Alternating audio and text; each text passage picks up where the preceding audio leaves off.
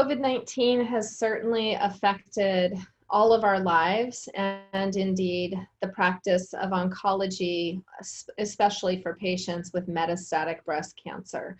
Many of the agents that we use for HER2 positive metastatic breast cancer can lead to immune suppression, thus placing patients at higher risks of complications if they were to acquire the coronavirus. So I think no matter what therapy we are utilizing, unless it does not have chemotherapy as a component of it, we need to advise very careful precautions with our patients in terms of their exposures at home and at work and in coming to the clinic. In general, I think that tucatinib, capecitabine, and trastuzumab is very well tolerated. The diarrhea associated with that regimen is only a little bit higher than the diarrhea noted with capecitabine trastuzumab.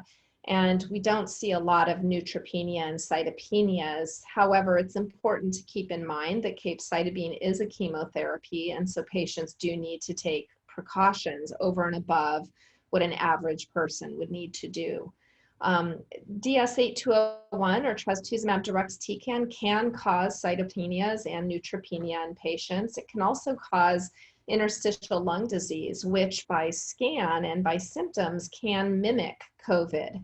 So you can see ground glass opacities on a CT scan of somebody who is infected with COVID or who has pneumonitis due to DS8201. You can also have fever, cough, and shortness of breath. With the use of testing for COVID, you can usually sort out which is the culprit, the drug or an infection, but it does make things a little bit more complicated. That said, I've not been deterred from ordering DS8201 in patients in whom I think really would benefit from the drug.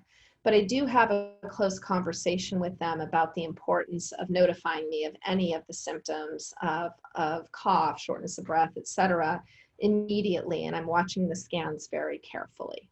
From a practical standpoint, the treatment of patients with tucatinib, capecitabine, and trastuzumab is quite similar to the treatment would be for capecitabine with trastuzumab or capecitabine with another TKI. The diarrhea associated by adding tucatinib to capecitabine and trastuzumab is only slightly higher in terms of grade 3 diarrhea. So I do warn and educate patients about how to manage diarrhea and when to get in touch with me in case they're having any diarrhea.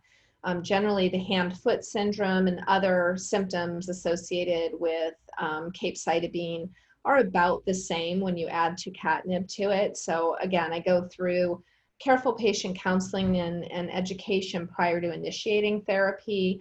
I see my patients at least every 2 to 3 weeks in the beginning when they're on therapy, and then certainly every 3 to 4 weeks thereafter. But in general, this is a fairly easy regimen from an oncologist standpoint to administer for patients.